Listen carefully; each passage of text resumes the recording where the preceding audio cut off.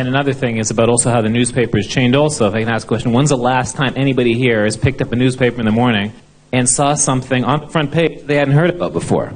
And that's something also which in the old days,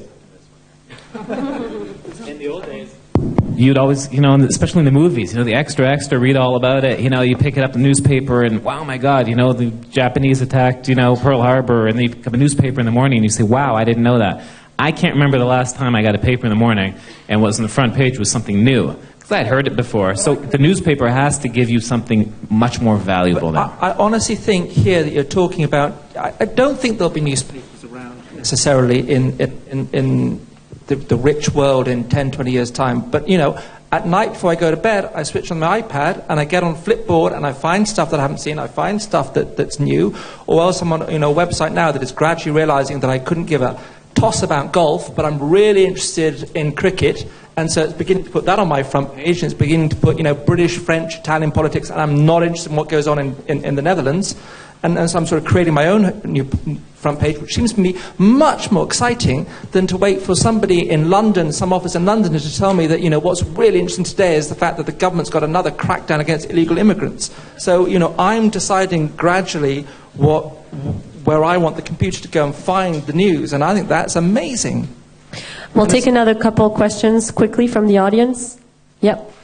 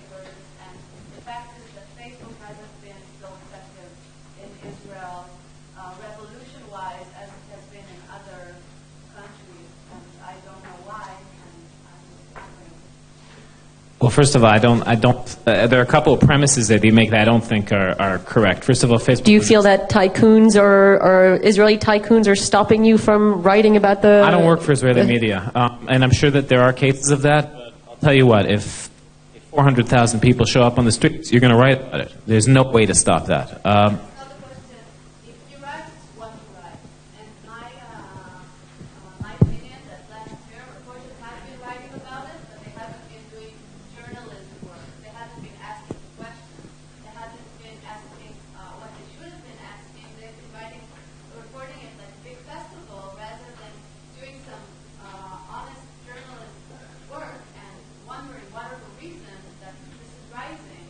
Well, I'm not sure. I mean, again, I don't want to speak on behalf because I have a lot of criticism towards my Israeli colleagues as well, as far as, you know, the way that they verify news and as far as the way stories are written. But regarding the last summer, I think there were a lot of people who would say the exact opposite, that they jumped on this story when it was just tiny at the beginning, when there were only like about 10 people there, and the media really gave it a lot of backing to it. So I'm sure that Dankner at Ma'ariv isn't too happy about it, and I'm sure that the Moses at Idiot aren't happy about it, but that's the great thing about a proliferation of media. I mean, unless all these people get together in some dark alley at night and make a deal that they're not going to cover it, again, I mean, I might be naive, but I believe in news, and when news is out there, it'll be covered, and if one person covers it, the other person will cover it. So maybe some organizations, you have that in every country. I mean, in Israel, do not expect Israelim to write anything that Sheldon Adelson isn't happy about. Don't expect, the Dankner to get stuff against him and Ma'ariv, but that's what the newspapers are for, to attack each other. You have the same thing in America with the New York Times and Washington Post. They attack each other all the time. So I wouldn't be worried that the story would be buried in one way. I think that in Israel, the story died because it just died. People didn't stick to it. It died because people stopped coming out to the streets. I just want to say, I do think that the concentration of ownership in the Israeli media is a huge problem. It's a huge problem, and it impacts the freedom of Israel's newspapers to do their jobs as genuinely independent newspapers could do. That's the first thing. I also think that the protests last summer lost steam, though, because of the vagueness and lack of leadership of the protests. I don't know what the specific agenda, the 1, 2, 3 key points that could have mobilized and motivated the Israeli public to stick with those protests. I think it allowed itself to descend into bickering among the leadership and vague demands for change. I think it was very effectively finessed by the government. I think when you appoint a lovable South American-born economics professor who goes out to the protesters and pulls up a chair and says, tell me what the matter is. And oh my goodness, a few weeks later, I've looked at everything and I'm really embarrassed because some of your complaints are so appropriate and so right.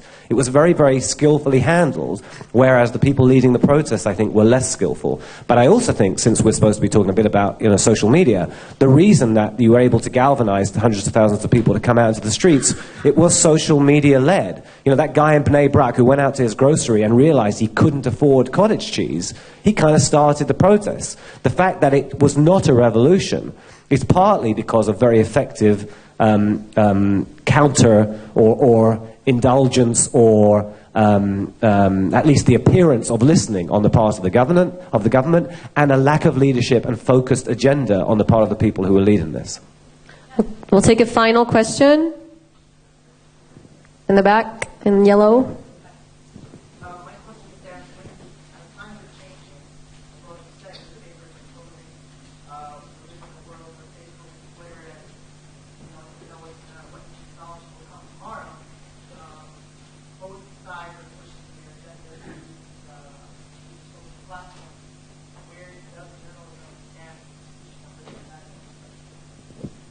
I guess we should all finish by answering whether you're optimistic about the future of journalism and perhaps about your own jobs.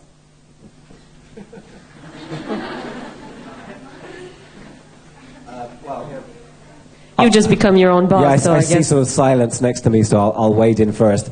I started a new product. I have a backer who doesn't have any involvement in the editorial side, which is remarkably rare and fantastic from a journalist's point of view.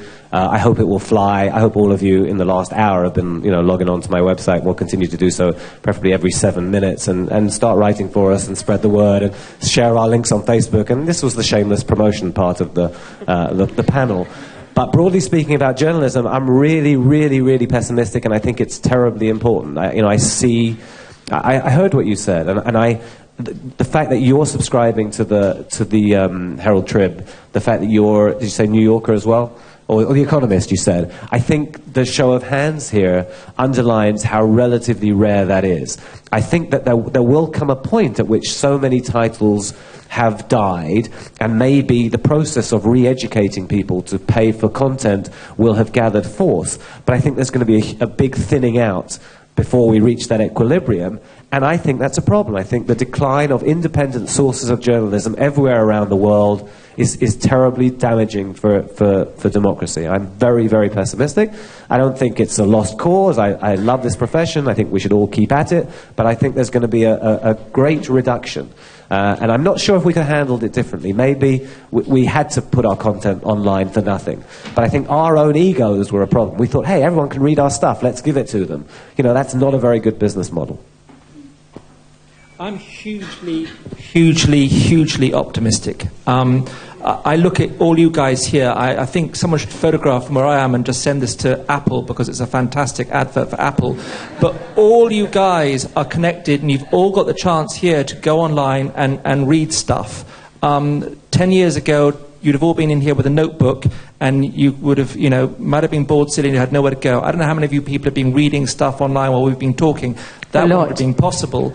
And I think that there is a huge growing public out there, some of whom will pay for cool content, some of whom will provide stuff for free and draw in advertisers. Maybe there are too many journalists in the world. I don't know. The markets will level it out. But I think that we know more about what's going on in Syria now than we did when Hama was destroyed.